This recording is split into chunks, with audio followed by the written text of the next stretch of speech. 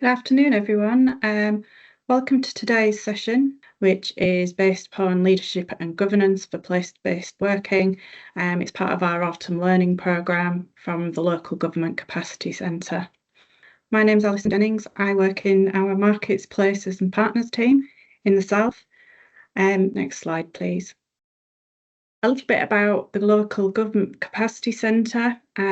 It's a centre which basically supports local authority partners and prepares and designs well-structured, accessible offers for local government and their partners to increase capacity and skills, drive regeneration and housing delivery, and create high-quality homes and thriving places. Next slide, please. Today, my colleagues from Colchester, Rory Doyle, will be setting the context for the Regeneration Board development, and Declan Woods and Andrew Fryer from Team Genie will be joining us to discuss the work that they have done with the board that Rory works with. And also we'll be discussing the understanding of the impact of the Regeneration Board, post-delivery challenges, but also identifying the lessons learned from the work that these teams have been doing. And there'll be a Q&A at the end of the session. Please like questions that you wish to have asked, and we'll make sure we try and get through those in that session. Really pleased to welcome today to talk about leadership and place-based work in Declan Woods and Andy Fryer from Team Genie, and Rory Doyle from the North East Essex Health and Wellbeing Alliance. Next slide, please. Handing over to Rory. So good afternoon, everyone. My name's Rory Doyle. So I'm a strategic director for Colchester City Council, but incorporated within that role, I'm also the associate director for strategic partnerships within the North East Essex Health and Wellbeing Alliance. So that's a joint role between local government and the NHS, and is all about how we improve health and wellbeing outcomes for the population in North East Essex. I'm going to start by just setting some context. So it's important that you get a sense of the project and the work that this project board is supporting. So as you can see, for those of you unfamiliar with Colchester, we're situated in the eastern region of England. We're a second-tier district authority within the Essex County Council footprint. And just to make things more complicated from a wider system governance perspective, we're aligned to the Suffolk and North East Essex Integrated Care Partnership footprint, which kind of extends into Suffolk, so into Ipswich there you can see on the map, so just north of Essex. From a Colchester perspective, we've got significant proportions of our population living with specific health and wellbeing needs, and some areas of Colchester are performing particularly badly in comparison to the past. So we've kind of got a trajectory, I guess, of decline. And equally, these places are performing quite poorly in comparative to other places in the country at both a regional and national level. So whilst Colchester's narrative really has been about a place of continual growth in recent years, we've got some communities who really aren't benefiting from that, and so the data is showing us. And Greenstead is one of those areas. So from an indices of multiple deprivation perspective, it's in the bottom decile nationally. And in a nutshell, we've seen an interlinked decline in indicators relevant to ill health, the causes of ill health, and the causes of the causes, or the wider determinants of health in Greenstead. And as you would expect, and I'm sure many of you who work in local government or housing services will appreciate, this is putting pressure on local services with an increased demand, particularly around health and social care resources locally. And this was very much the context for our bid to government a few years back for town deal funds, of which Colchester was subsequently awarded an £18 million grant from government to deliver a series of programmes across the city. We're now a city, awarded city status in 2022, and £6.5 million of that grant, the largest kind of sub-chunk of money, if you like, was earmarked for Greenstead. So that gives you a bit of context in terms of what we're dealing with. Next slide, please. So Heart of Greenstead, and what you see on the slide here, these are extracts from our initial submission to government. But in a nutshell, the Heart of Greenstead is a £40 million regeneration project. And whilst this is very much a capital project, we are investing in bricks and mortar and infrastructure for the community. One thing I'm always keen to say as the project sponsor is that it's actually a project about the wider determinants of health. This is about being embedded in the neighbourhoods and the locality, and it's aims to bring together the collective skills, capacity of all of the local public sector partners, importantly, alongside and with the community at place. From our perspective in North East Essex and in Colchester, this is our vanguard for working at a neighbourhood level to tackle health inequalities as a place partnership, which will be familiar to many of you who may be listening to the health secretary, for example, recently, who talks very much about preventative and neighbourhood place-based working and a preventative and neighbourhood-based NHS, in fact. Next slide, please. So what you should see on the slides now, this is the 1.8 hectare heart of Greenstead. So it's very much the centre of the community, and this is the area of the community that's in scope of the regeneration project. So the focus of the funding and the initial focus of our project board, and really it's nine buildings, largely from the 1960s. It includes a library, a community centre, a housing office, a social club, a church, a GP surgery incorporating a pharmacy. There's a number of residential dwellings situated above retail units. And this kind of community, as you can tell, is rich in assets, albeit they're somewhat disconnected as they were. Serves a housing estate of approximately 14,000 people in Colchester.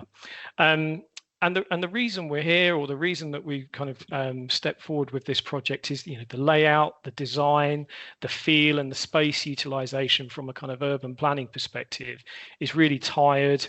It's dated. There are alleyways and kind of inactive frontages which have attracted antisocial behaviour. We know from speaking to the community there's a real fear of crime, and overall this kind of community heart doesn't really enable the community to access the opportunities that it might do and should do, certainly moving forward. Next slide, please. So I think it's really important to emphasise is that as a council and as a group of partners, I think we recognise we've got it wrong in the past, which is really important. So we've got it wrong. I think in good faith, we've tried to deliver, we have delivered interventions and projects in Greenstead for some time.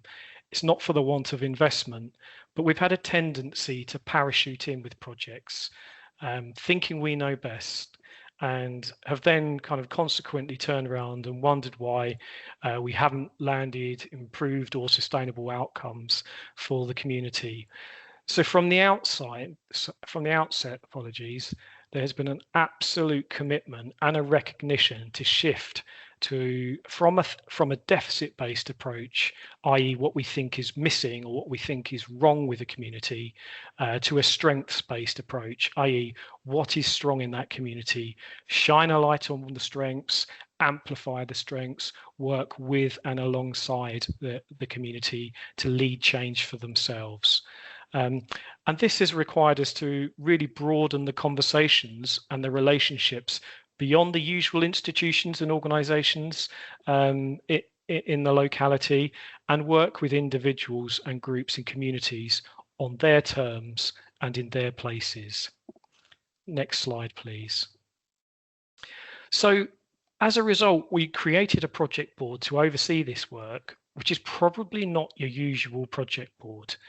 Certainly not for a regeneration project. And on this basis, we very much wanted to get diversity into our decision making. That was absolutely key from the start. And then as a consequence, we had partners and individuals who had not participated in kind of governance of this type before, or project boards of this type. And there was absolutely some apprehension on their part. There were gaps in skills and knowledge, particularly around housing and bringing forward new developments and regeneration.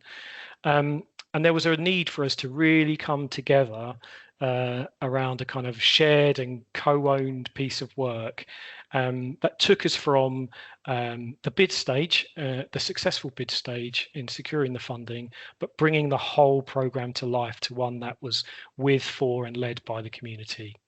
I think as a board, luckily, we were self-aware enough to know we needed some help.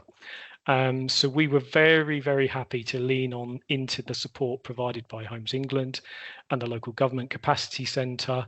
And of course, they connected us to Team Genie.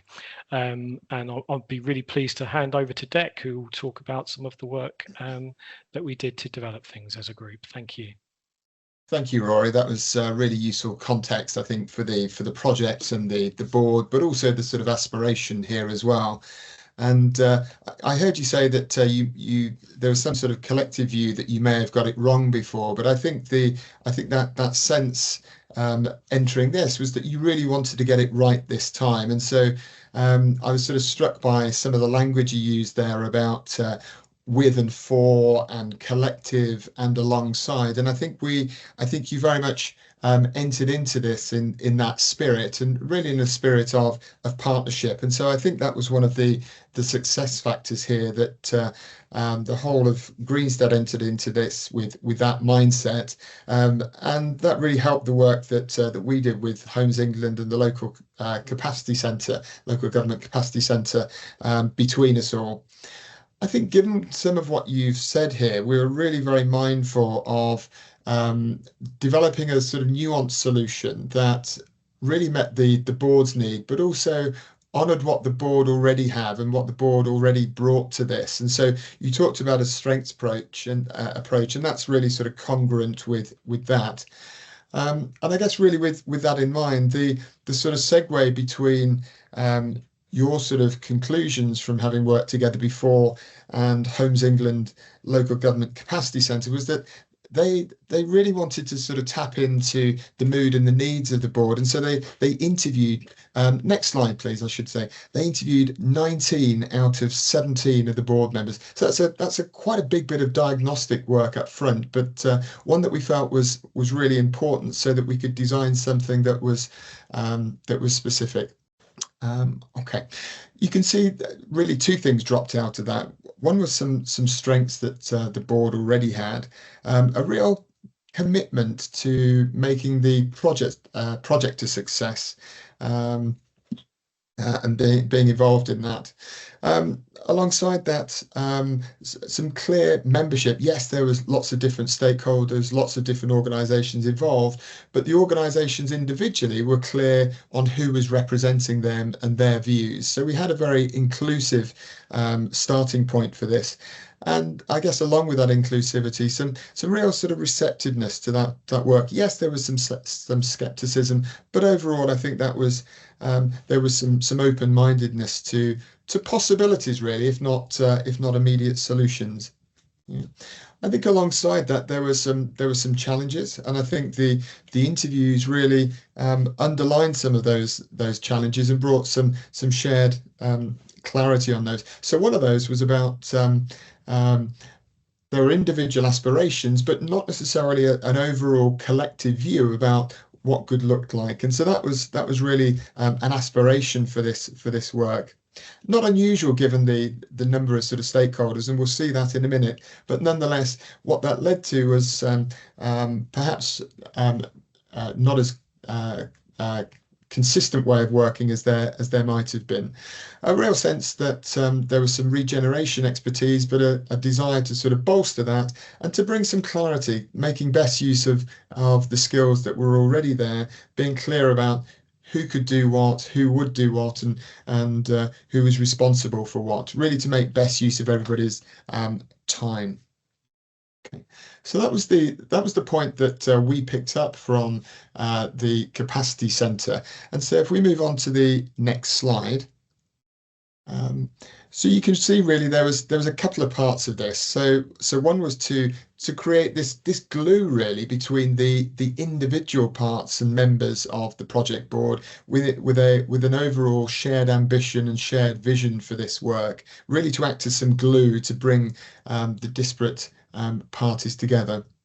Secondly, as I mentioned a minute ago, we wanted to create quite an efficient way of working so that and through that by everybody recognizing not only who is responsible for what, but how people would work together. So, for example, what could individual board members move on and progress with by themselves, but also where might they need to collaborate and on what? So what required the whole board or what required certain members of the board. So that was all part of the aspiration here. The board also had the foresight to recognise that there were some strengths it already had, but also some gaps in those as well. And so it wanted to find an approach really that identified some of those gaps so that they could do something about that. Yeah, so it's again really, I think that sort of honours what Rory was saying a moment ago about, well, yes, there may have been some gaps, but let's not treat this as a deficit, but treat this as an opportunity to say, well, what do we want to do about that, and what's the work for that? So that was part of this as well. So there was a sort of skills audit part of this. I think maybe a final point on this slide, really given the spirit with which Greenstead were approaching this and the conditions that have been created around receptivity and openness, we wanted to honour that through an inclusive approach. So rather than sort of doing two that might have led us down a path that they'd trodden on before, we wanted to really take a collaborative approach and work with rather than two. So move us on to the next slide, please. What you can see here is there are lots of different stakeholders. So some local authorities, the county council, the church was involved. There were different parts of the health sector, as Rory was talking about. Yes, there was a local GP practice within the estate, but also the ICB as well. There was education, Almo, and Homes England. So quite a rich and quite a complex stakeholder picture. And part of the work here was to recognise those differences and really to work towards a solution that met everybody's needs. And I guess that's easy to say and not necessarily easy to do. Let me just pause there for a moment to see if there's anything that Rory or Andy would like to add by way of stakeholders and the parties involved. So, Dec, do you mind if I come in? Because I see there's been a few questions around do we have local residents involved, etc. And you've clarified that we do. I think what's also really important to say is our starting point wasn't, okay, we're establishing this regeneration board, come and join us.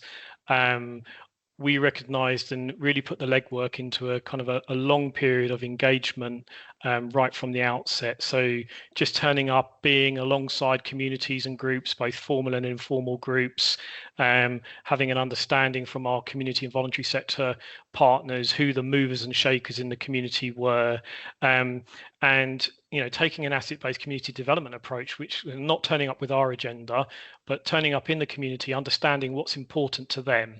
And through that, we got a sense of what's important. And it was through that engagement that we identified local residents and local groups to become involved in this work. So in addition to the board, in terms of our governance, we also have a community forum, which is like the community lens through which everything passes, both up and down into the board. So I hope that answers that question.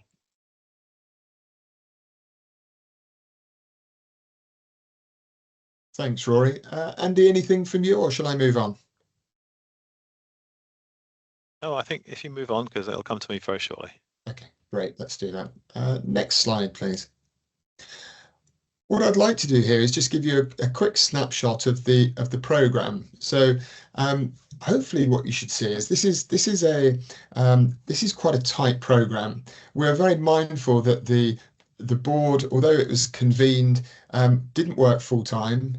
Everybody had other jobs, other roles on top of this, and so we really wanted to make best use of everybody's time and the time when they were together and really make that count. And so it would have been very easy to create a very sort of padded out program, but that just wasn't realistic. So we've created something here that was deliberately light touch in terms of time, but hopefully high impact in terms of the outcomes. So the sort of arc of this design really, you can see, falls into three parts. One is some conversations that really defined and clarified the scope and really got the individual sponsors and team leaders bought into this.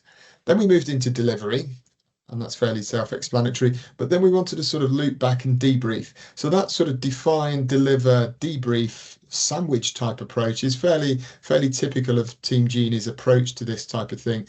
And the reason for that is that we recognised that the board was evolving, the board was maturing and developing, and we wanted to stay in tune to the board and adapt the solution as the board was developing itself. So it was this iterative approach of conversation, deliver, debrief, what's the latest with the board, what does it need next, and constantly refining and iterating the approach to this. So you can see some initial calls, some workshop type inputs, and some outputs, and then some debrief. So let me hand over to my colleague that I co-delivered this with. So Andy, over to you, please. Good afternoon, everybody. It's lovely to be with you.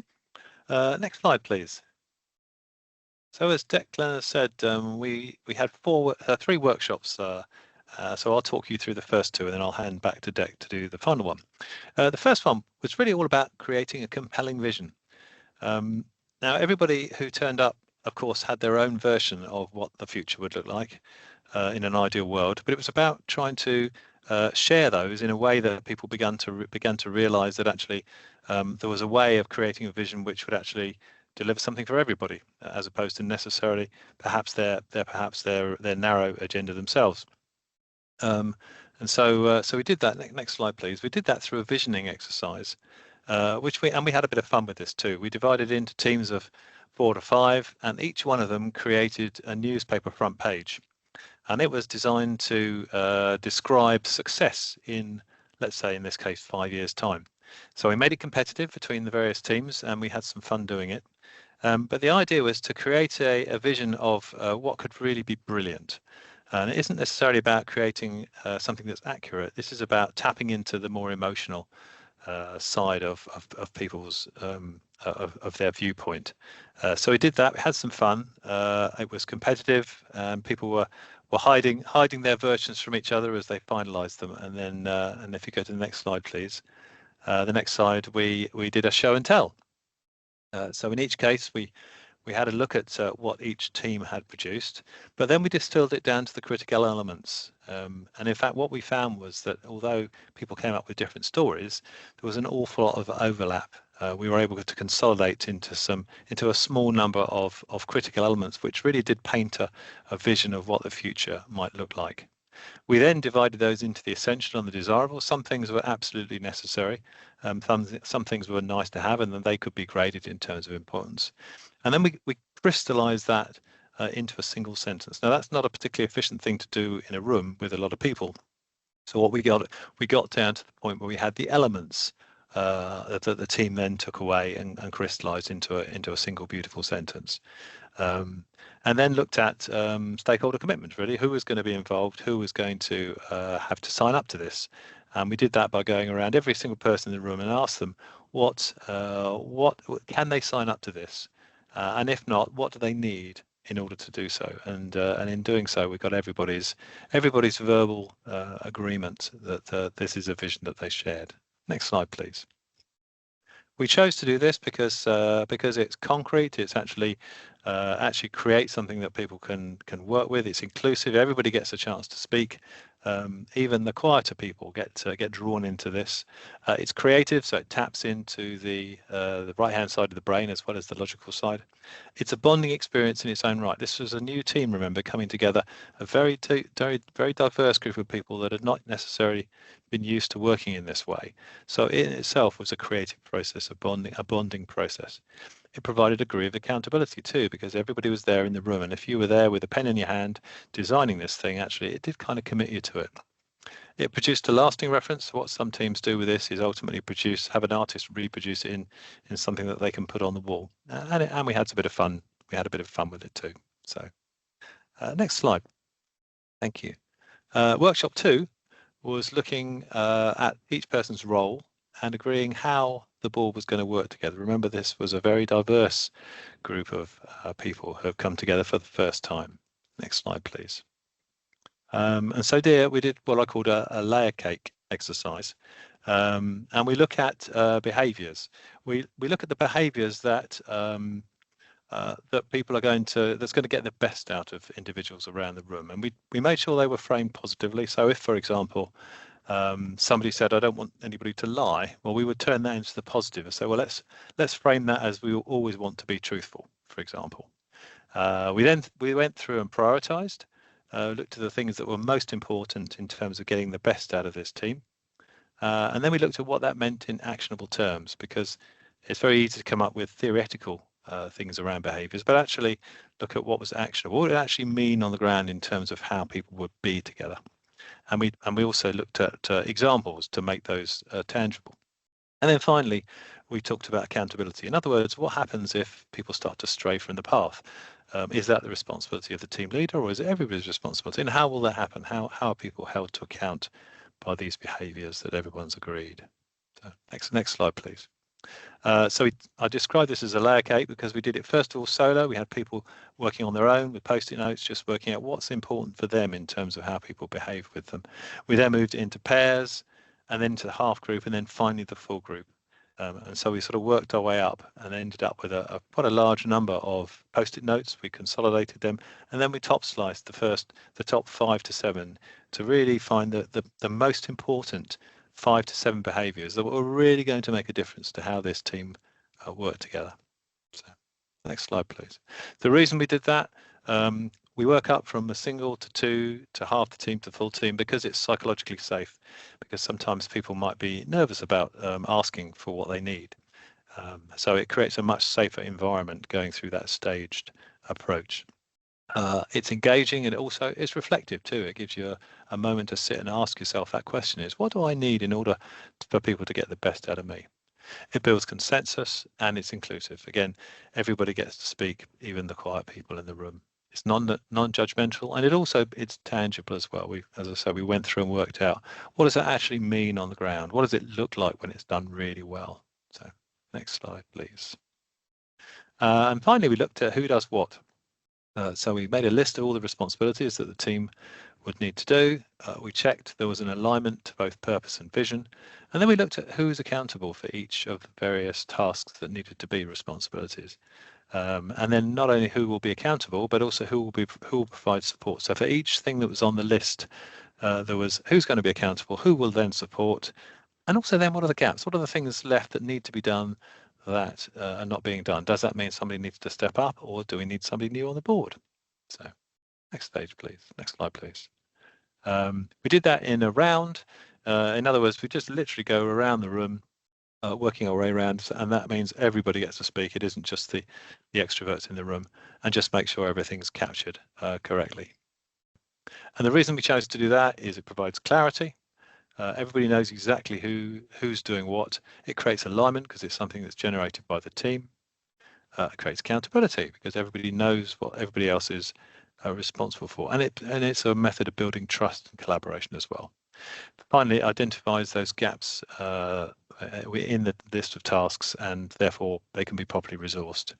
And again, it produces a tangible reference that can be used repeatedly. And I'll hand that now to Dec for the last one. Thanks, Andy. I'd just like to respond to a couple of the questions in the chat, if I may. So the first question, or one of the questions, was about scope.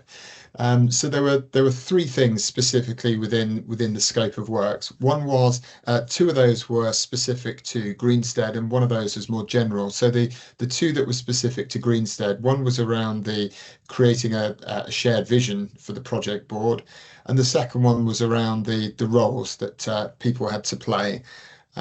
So those were specific to this piece of work. The third piece, and I'll talk about that in a bit more detail in a moment, was the skills matrix, and that was a piece of work that was responding to a need both that Greenstead had, but also there was recognition from the capacity centre that other local authorities or other project boards may find that useful as well. So that was a piece of work that that we did that is available for everybody to use. So this there was a question about how the services were procured. So we were procured through Homes England and the team there, but we have the agreement to contract with you individually if there's a need there. So that's one question around scope. The other question that I saw on chat was about conflict and how we handled that.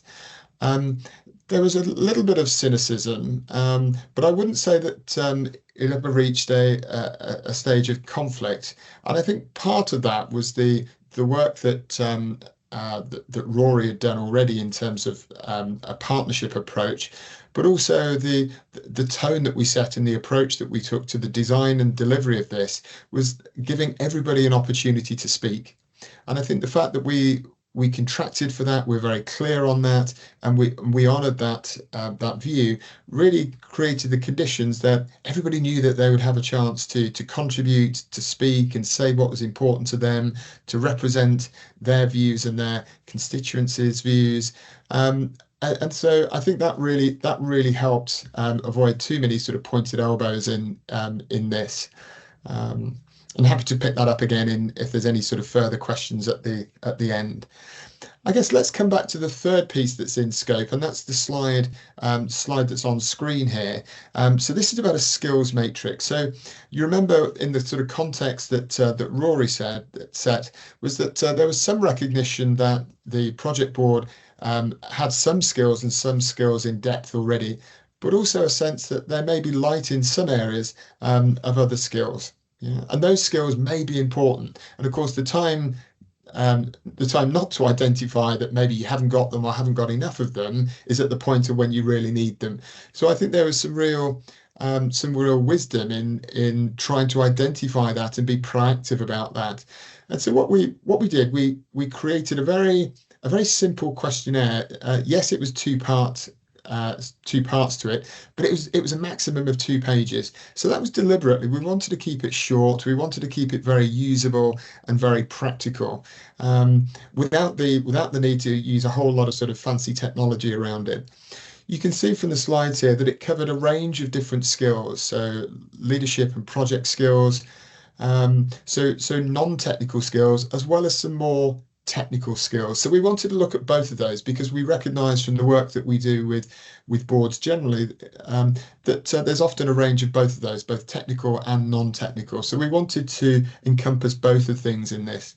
So essentially the way this worked was this. It was a simple questionnaire that board members completed individually, and then I think part of what really helped here was they then got together and discussed the conclusions of their individual questionnaire responses as a board.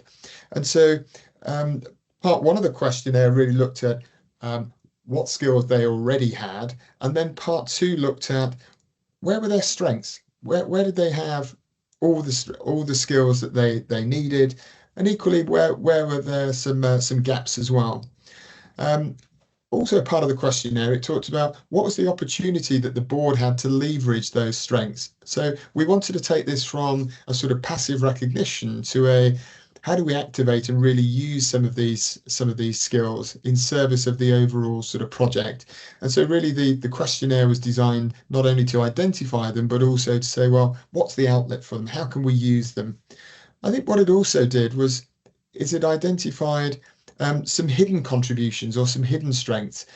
So these perhaps were strengths that existed that maybe weren't obvious. Maybe they weren't part of somebody's explicit project role, or maybe obvious from the sort of constituent that they were representing. But nonetheless, they had a potential valuable contribution to the board, and so we used it to identify all those as well. Yeah. So this is deliberately a starting with individuals, but definitely for use by the whole board. So really the output of this piece of work and that conversation that the board then had was it gave them some choices. It gave them some options.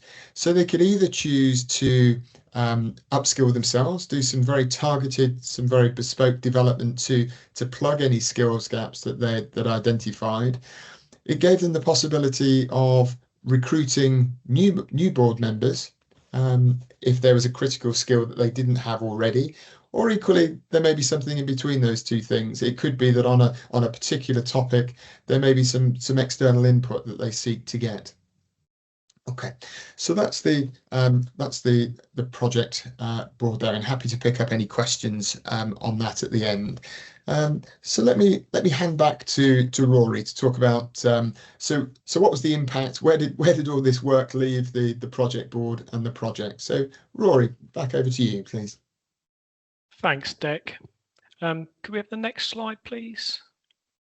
So I'm just going to talk about the immediate impacts from doing the board development, and then I'll move into some of the other impacts it had over the short and medium term. And what I'll try and do is also pick up on some of the questions that have come up in the chat, and if I don't, we'll come back to it in the session at the end. So the first obvious one was it served the purpose of really galvanizing us as a group around a shared and co-owned vision for the future in Greenstead. We kind of had a sense, or it felt like we needed to be absolutely stubborn on the vision, but flexible on the detail. And what I mean by that is I think there was a real recognition right from the outset with all of this that this is really complex work. We realized that there'd be lots of twists and turns along the way, but we were kind of accepted that this was going to be difficult and challenging, but we needed to ensure that we kept the vision of why we're here, what we're trying to achieve with and for the community, and as a consequence of that, what success looks like. And I will share as the sponsor for this project, and I've shared this with my colleagues Ant, Dec and Homes England all along. As a project sponsor, I've always felt almost a tension. And I think it's come up in the chat around, if you take asset-based approaches, you might never actually get to development. For me, the tension I've always felt is the need to do this differently, the need to do this with community trust. That kind of community development only ever moves at the speed of trust, and yet at the same time we need to deliver a project. We have conditions of our grant set by government around when we need to have spades in the ground and things like that. Many of you will be on this call with your project management skills, and will be familiar with that. So managing that tension between reporting on milestones and risks around where the project's going, but equally staying true to the principles of working alongside the community and ensuring we don't break that trust, was something was still and remains at the forefront of our minds. Coming together, what really emphasised was the passion and the commitment and the investment in this programme. There is a real kind of our hearts are genuinely in this in terms of making a difference. Certainly, I can speak for public sector colleagues on the basis of we none of us get into this work certainly not for the money. We do this to make a difference, and this is a real opportunity to make a tangible difference with the community. And maybe leading into some of the questions we've had around conflict. Whilst many of us worked either as partners or with and alongside communities and groups in the community, we didn't necessarily know each other, and this enabled us to get to know each other on another level. And in doing that, it's far less easy to other each other. So we were in this together. So that I think that really cemented a sense of co-ownership. There was absolute honesty and need to be open about the behaviours. So yes, we've had conflict. We continue to have conflict.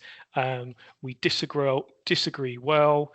We take the time to understand kind of the group consciousness.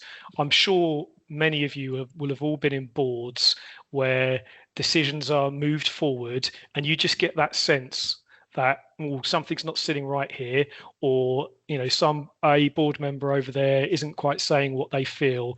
And I think this work has enabled us to develop other practices. So one of the practices we use is deep democracy. So we really kind of hover over particular points and actually don't move past conflict, sit with it, understand what the issues are. There's no binary answer to many of these things. There's no yes and no. I think it's recognizing when we need to make a decision and there are no's in the room, that we take the time to understand those, understand that there will be wisdom in some of those no's, and that how can we incorporate that moving forward with the decision we've made, ensuring we bring people along with us. So I hope that kind of gives you a sense of and answers some of the questions. And we also, as I said from the outset, whilst we didn't have some of your typical skills as a regeneration board, we certainly had skills and capabilities that haven't been present before in some of these projects, and this is all the more richer for it. And we're authentic to what we say we do. We have all of our meetings in person in the community, and take the time to be alongside groups at the same time. So those are some of the kind of very initial kind of impacts that this piece of work did. Have the next slide, please, if that's okay. And so learning that we've subsequently used. So I've kind of touched on this already, in terms of disagreements and conflict explored in a more respectful and constructive way. So we don't move beyond things, and that, believe me, there have been many opportunities where we've had to have quite uncomfortable conversations, actually, but we've worked through it, and I think we've worked through it in a way that we wouldn't have been able to do perhaps previously.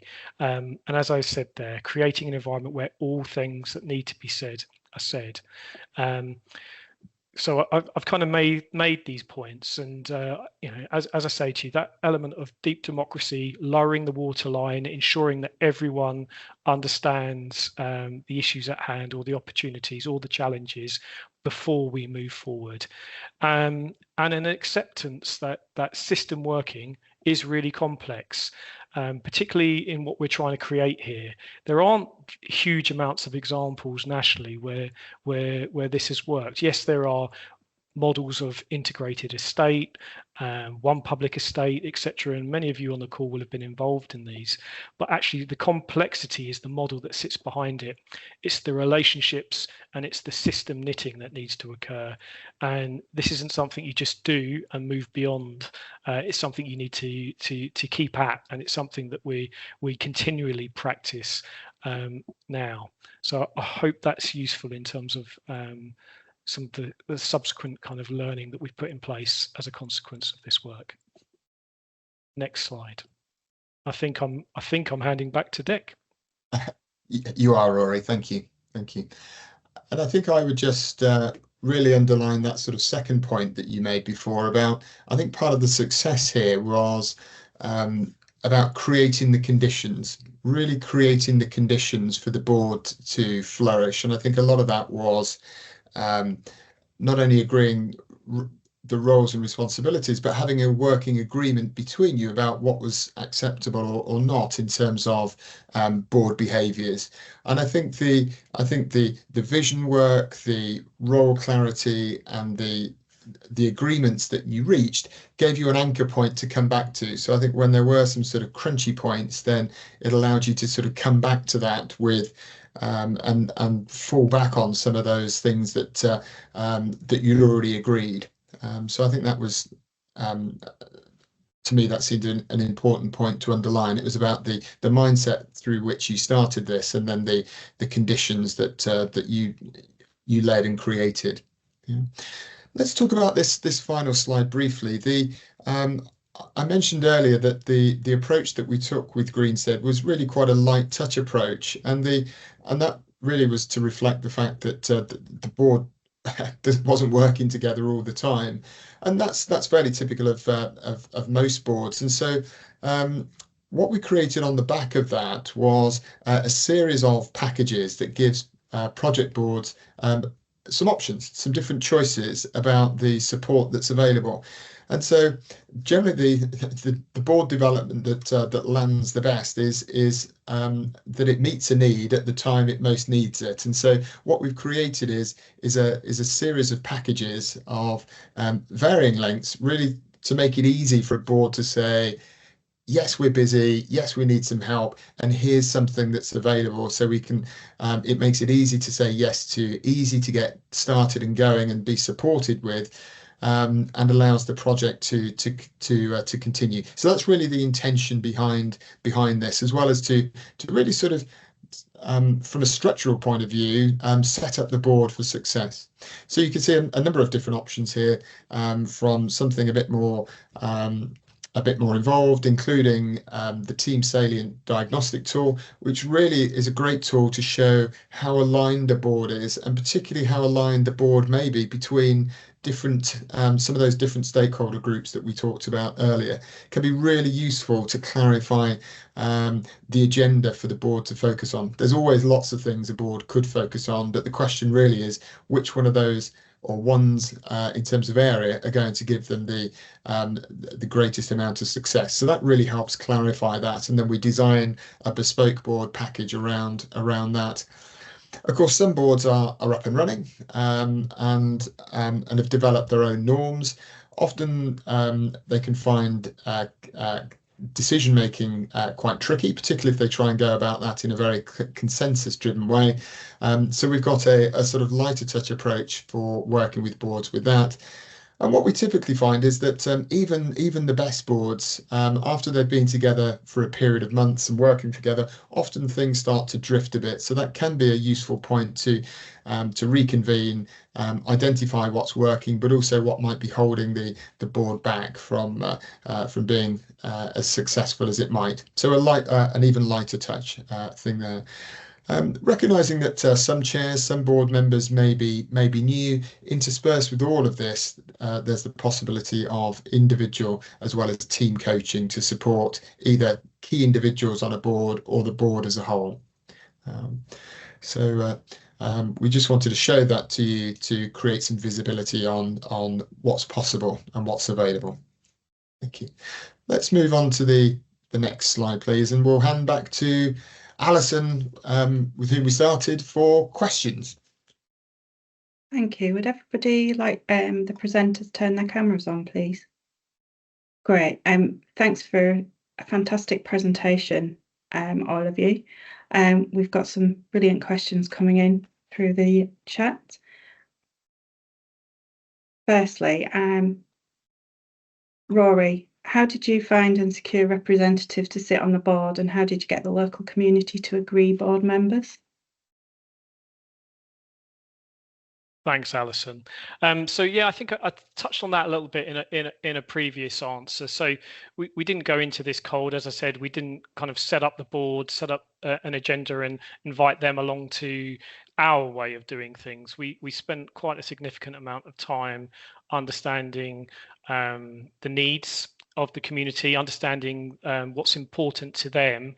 And I think in doing that and working alongside our community voluntary sector and the community infrastructure organisation that supports them, we got a real sense of both the residents and groups who want to be involved in this and at the level in which they want to be involved, because not everyone wants to be part of a governance process. So that was why we established kind of the community forum, the community task group, and it was through that they nominated members, residents, to attend the group.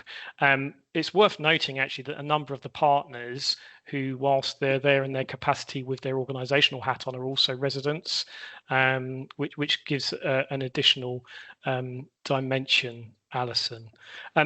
one thing, Alison, if I may, just there was a question just before that, I think, around council members and how they might feel about a loss of sovereignty, which I think is a really good question, and I think it's a good question for local government to consider generally around. We've got the democratic legitimacy that working in local government has, and we've talked a lot about community enabling and community power, and that doesn't always sit well with everybody. We've got, and Alison, you know, because you work alongside the ward members in this area, really committed ward members. We've done a lot of work as a city council around community power and community asset-based approaches as part of some wider work we've been doing, which actually stemmed from physical activity and increasing levels of physical activity in more disadvantaged communities. And so I think we weren't landing this kind of approach cold. It was accepted as the principles within which we will bring projects forward now. We will absolutely work alongside the community. So I think there was a sense of, okay, a sense of nervousness, but it was seen as the right thing to do. Thank you, Rory. Are you able to elaborate more on the specific place-based issues and governance, Rory? There's a couple of questions about what stage the project is at already, which it might be a good time to outline those as well. Yeah, sure. So I think there's a few questions. Let me see if I can wrap them up and answer them together. So I think there was a question around how do we get local community to accept redevelopment. So I think, again, there's an honesty. I think as a board and as a project, I think we've tried to set out the things that are absolutely there for co-production, co-design, but accepting that in order to move things forward, we have to set a particular direction, but in the way that the colleague in the chat set out, a real honesty and transparency about involving people in the future direction of things. Interestingly, and Alison, you'll know this, I think the community are really supportive of this. They understand that there's a need for new homes. There's a need for affordable new homes. There are tensions in the community as a result of this. So I genuinely think, and which is why we have a vision about hope and aspiration, not about numbers of new homes, that actually how through this project we can support better outcomes for the community. Question was sorry, Alison, the specific question was around where the project's at. That is quite key. So the project has a number of phases. The first phase is the bringing together of the community assets. So we're currently in the latter design phases of bringing together the community facility, the library, the GP practice, kind of an integrated hub of working. So we're in the process of that. Phase 2 is very much around the wider public realm and the housing redevelopment. Now, actually, as a project board, we deliberately separated them out and have focused initially on the piece of work around the infrastructure for the community services and the community support. And I think there's an understanding of something tangible that the community will see and understand, this is making a difference. There's been lots of promises and empty promises perhaps made to this community before. There was a wider master planning piece of work done in 2017 that never got off the ground because it wasn't viable from a funding perspective. So there was a sense of, we've heard this before. So we've been really careful and honest with the community about what's coming forward. So we're literally at the point we're going into REBA stage 3, finalising the designs, looking at the model that sits behind it, and I think that's where where I probably will lean into some of the tensions around governance. So we've got a lot of organisations who have and partners who are sharing challenges. But equally, we have a shared understanding of what the opportunities are. But as organisations and institutions in particular, our processes that sit behind things don't actually lend themselves very well to integration. So whilst we talk about integration moving forward, the ways in which we traditionally do things from a finance perspective, from a governance perspective, throws barriers in the way. So we've had to really look at that and work through that. To some extent, we're kind of we're developing and riding the bike all at the same time in terms of moving something forward. There's no blueprint for this, particularly around the integrated way of working across all of these organisations at a neighbourhood level. Alison, does that may answer a few of the questions there wrapped up? It does, thank you. Yes, it does. In terms of what came first, the funding commitment or the partnership, was it challenging to coalesce stakeholders around an idea pre-funding? I think you've touched a little bit on this, but it would be helpful to expand. So we have a really mature kind of place partnership in North East Essex. So as I alluded to, I work for the Health and Wellbeing Alliance. So we already have an alliance of organisations that recognise that it's through coming together that will both tackle the wider determinants of health, but make a difference for communities. So there's been a long-standing commitment to do this. I think this opportunity then overlaid on top of that. So we already had partners committed to change before the project came along. What we've got now, this is absolutely kind of our vanguard, our opportunity to test and learn and then scale and replicate it across our place. So I would say the partnerships are absolutely there. The funding just provides opportunity, and equally what we've been quite good at is leveraging and further funding to come alongside this, which also supports some of the enabling work, which I think was one of the other questions as well. Thank you, Rory. I think we've. How did we approach the partners in signing heads of terms for their future occupation? At what point in the project did this occur? Was it before going out to tender? Rory, another one for you, I think. So we're very much in that now. That's kind of a live matter. So we're in the process of drawing up heads of terms for the joint community, the primary care elements of the new extended GP practice, which incorporates an integrated space for community and public sector organisations. We're working through that heads of terms now. So that's ahead of the tender. But as I say, that kind of system knitting work is we have to give as much, if not more, attention to that than kind of the actual design and infrastructure piece. The added complexity to this project, which I should add, is rather than building a brand new, fully integrated asset, which was the initial plan. Oh, I'm getting some feedback. Apologies. If someone could turn their microphones off, that would be great. That might help. There is an element of redevelopment and new build within this, but we're also utilising existing assets. So actually what's coming forward is kind of a campus arrangement across some of these assets, which adds a layer of complexity because they're under slightly different ownership. But what we're working towards is a model that sits behind that shares risk, that shares profit, and ensures that everything goes back into the community. So watch this space. This is something we're working on at the moment. Back to you, Alison.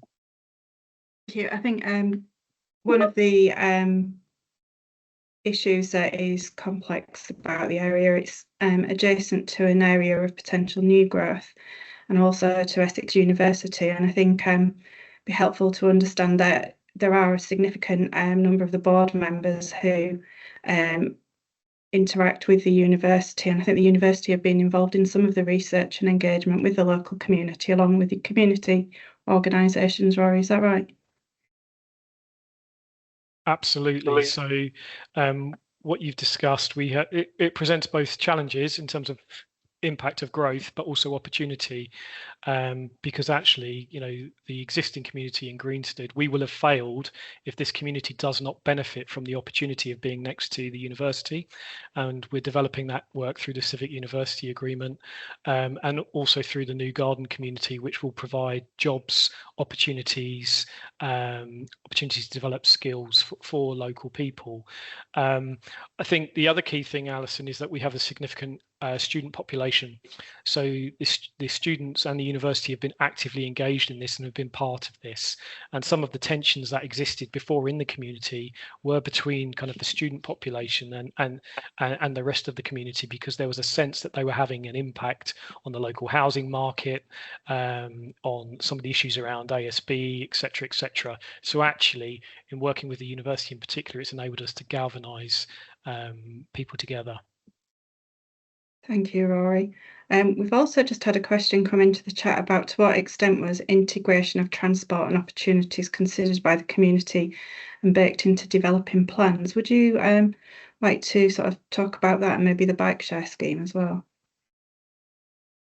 Yeah, absolutely. So in addition, we've focused here on redeveloping the community assets in terms of some of the facilities, but the aspiration of this project was all around active lifestyles, active well-being, and livable neighbourhoods. And I also alluded to the fact that this is part of a much bigger scheme, town deal scheme across Colchester, which is about connecting communities up, both in terms of affordable public transport, but also active networks. As Alison alluded to, one of the key things we're doing with this project is we're providing free bike provision for the community. So this wasn't funded by Town Deal, or an element of it was, but this was funded by a piece of work we're doing more broadly with Sport England around understanding the barriers to physical activity, but also how physical activity can enable better health outcomes through opportunities to access jobs, skills, services of support. So alongside this, we have Essex Pedal Power Greenstead, where members of the community get free bikes, free training, and we're seeing amazing outcomes in terms of accessing job opportunities, people being able to just go out and enjoy physical activity in a way they weren't before. And just the geography of Greenstead, it's slightly disconnected. That's one of the issues. It's disconnected from the main city centre. So the wider piece of infrastructure work associated with the garden community sees a new rapid transit, affordable rapid transit scheme linking the university, the garden community, Greenstead, the city centre, and to another growth area to the north of Colchester too. Thank you, Rory. I'll join a couple of questions together, but how did you did you find the NHS were able to engage effectively despite the constraints ordinarily arising from their traditional estates-based strategy approaches? And then a further element of the question, are the ICB fettered in their options by their confidential estate strategy remit? Similar question. Are you able to shed any light on? I will do my best. So I guess I'm at an advantage because I'm in a joint role. So I'm jointly accountable to the ICB and to the City Council. And I think that tells you about the maturity of the partnership we have and the recognition that it's through working together and overcoming some of the barriers that working as separate organisations with separate strategies has, why that's important here. I think that what the question's alluding to is something that I mentioned previously, is actually our traditional processes are getting in the way, and estates is an ongoing challenge, particularly for health, particularly around primary care. So just as an example, so in North East Essex, what we are committed to do going forward is to focus on integrated primary care with and alongside our place-based partners. So we will not be bringing forward in future standalone primary care projects. We would only look to opportunities for integration with and alongside health, social care, and that includes future opportunities we may have around active wellbeing centres, leisure centres, primary care, etc. So there's a commitment. That's not to say that some of the directives associated with the way funding flows aren't still a bit restricted, but we're pushing at the envelope of what's possible. Thank you. Further question around the importance of being clear and honest with residents. How have you gone about undertaking that, asking their views and properly considering them? I think one of the other aspects of the scheme is you've had to do some work with a housing association, haven't you, on one of the blocks, and you've had some engagement throughout the time that I've been involved, which has been challenging at times. Have you got any thoughts on the importance of how you engage with residents and timing, etc.? Yeah, and look, this is something the board recognised from the outset. Engagement, absolutely critical, which is why we actually had quite a long lead-in time to getting into the detail and the delivery, because, as I said earlier, we needed to spend the time to build the trust and work alongside the community. So we have invested in getting some specialist support, so both from our local community voluntary sector infrastructure organisation, Community 360, and then more recently through Health Watch Essex and the Active Wellbeing Society, who are all specialists in working with and alongside the community. So we've really had to take the time to do that. Alison, in terms of the piece of work that you're talking about was the acquisition from a registered provider of a block. And this was a block housing vulnerable residents. And so again, we ensured that we were very much in with and alongside the registered provider, sharing information, answering questions for the community in the spaces in a way that they'd understand. I think we've been really mindful of this whole project timeline in terms of the technical elements of it, that we understood what was the engagement and communication element of it that needed to go alongside that or before a particular milestone. So that's been key from the outset. So engagement always forms a significant chunk of our project board agenda. Thank you, Rory. And maybe back to the start, who actually leads and chairs the board, and does it change over time? So initially, it was the executive director and deputy chief executive of the council. That subsequently changed. So the current chair is the executive director of the Alliance Partnership. So my colleague Laura Taylor Green, who is jointly accountable to both the ICB, the City Council, Tendering District Council, and Essex County Council. So another council and NHS shared role.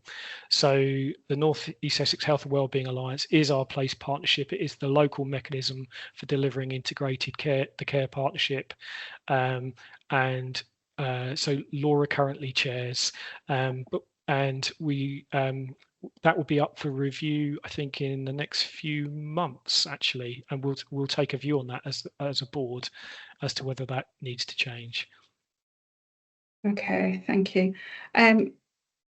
Declan and Andy, just a quick thought from myself. There's a question around the governance and does it change over time? Do you have any thoughts based on your experience here and elsewhere of, board development and changes over time and timing of potential reviews? Is there any guidance or words of wisdom that you can offer based on your experience?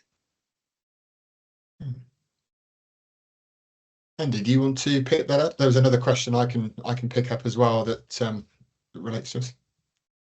Yeah, obviously the surge of work will typically be around board formation, but along the journey of a board, you can have changes of people, which can be really helpful to revitalise, and just over time, boards can get tired, and sometimes, of course, there's a need for a change of strategy. Typically, you wouldn't necessarily change the vision, but it may well be things that get in the way, which means that the strategy needs to be looked at again. So that's when we might well get involved.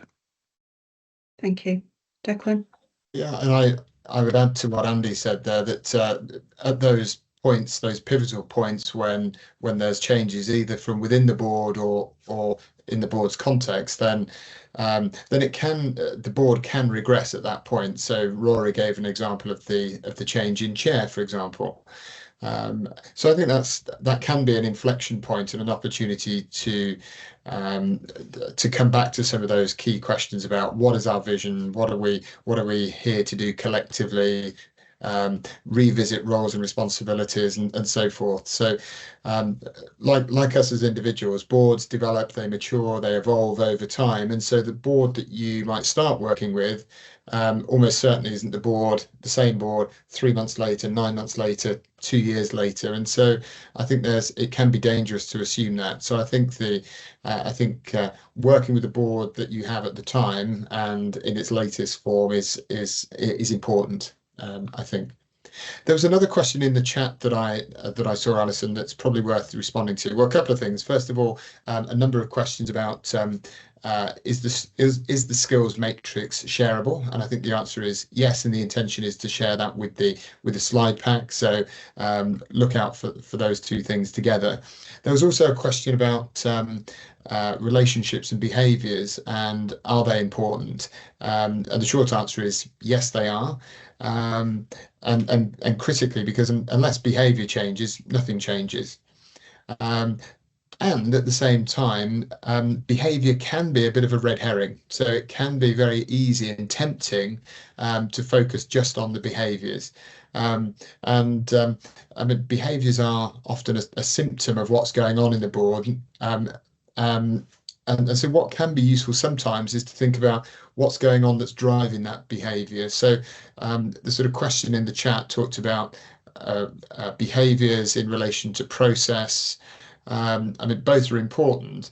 And I think in our experience, focusing on sort of governance as well as processes and getting real clarity on those will drive some of the behaviours in the board. So if you want to change board behaviours, you could tackle the behaviours head on and not get very far. And sometimes tackling the sort of processes and governance, you can make more headway. And what I mean by those things, so governance, what's the vision? So the work that we were doing here with Greenstead, what are the roles and responsibilities? What's acceptable or not in terms of how board members behave? What roles and responsibilities do people have? And so forth. Those would all fall into the sort of governance, whereas processes type thing would be, how do we deal with conflict? How do we get out of conflict when we end up in it? How do we make decisions when we're together? How do we want to work together and collaborate, and who does what? So a couple of examples there around sort of processes. So you've got these three buckets of things: governance, process, and behaviour. They're all intertwined. They're all important. But it can be a bit of a red herring focusing just on behaviours, and often dysfunctional boards or problematic behaviours. If you focus on governance and process, then sometimes they'll take care of the troublesome behaviours themselves. Thankfully, we didn't experience that in this case, and I think that was because of the conditions that have been laid. So, Alison, thank you, Declan. Thank you.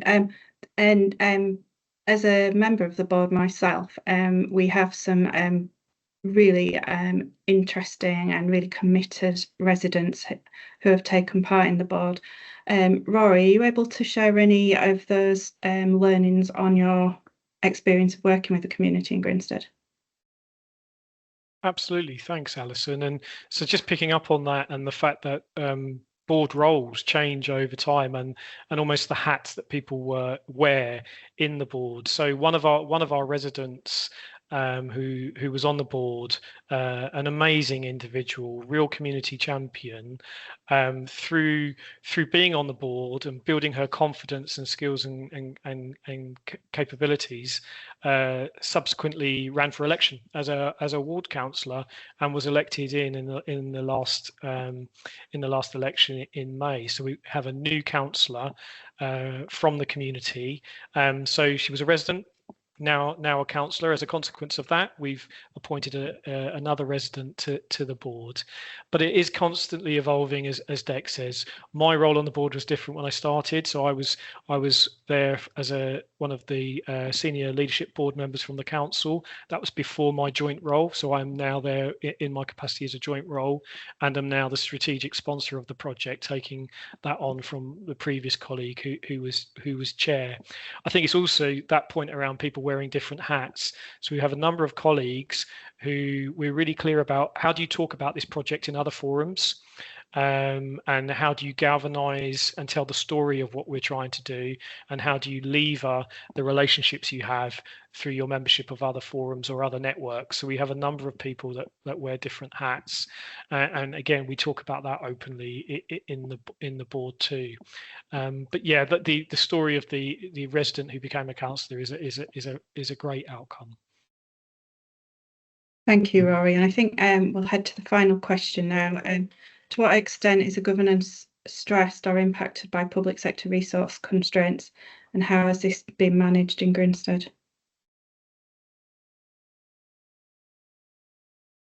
Well, that's why I'm a bit grayer than I was when I started this project at the start. And, you know, some of the difficult conversations that we've talked to, some of the challenges, it goes without saying that they've been linked to resource. So we know that cost and inflation has increased significantly over the life course of the project so far. Equally, we know that the budgets of organisations involved in this have been impacted. So it's absolutely live, but as I say, leaning back into the principles of this whole and our ethos of working is focusing on the outcomes, and it is only through working together, and it is only through integrated approaches that we will have an impact on some of these wider determinants of health. And there is, even in challenging times, significant place-based resource available. So again, this is a live example of how we're pooling resources, pooling governance, integrating roles, which does deliver a better efficiency and hopefully better outcomes for the community. But it has been a challenge, but it's the way forward, I believe. Thank you, Rory. Thank you, Andy and Declan. We'll close the questions at that point. We appreciate everybody participating in the session today, and we look forward to welcoming you back to our other autumn learning programme sessions. Next slide, please. And anybody who has any queries, there is also our main enquiries at homesengland.gov.uk. Thanks again, really appreciate the time that you've spent with us this afternoon.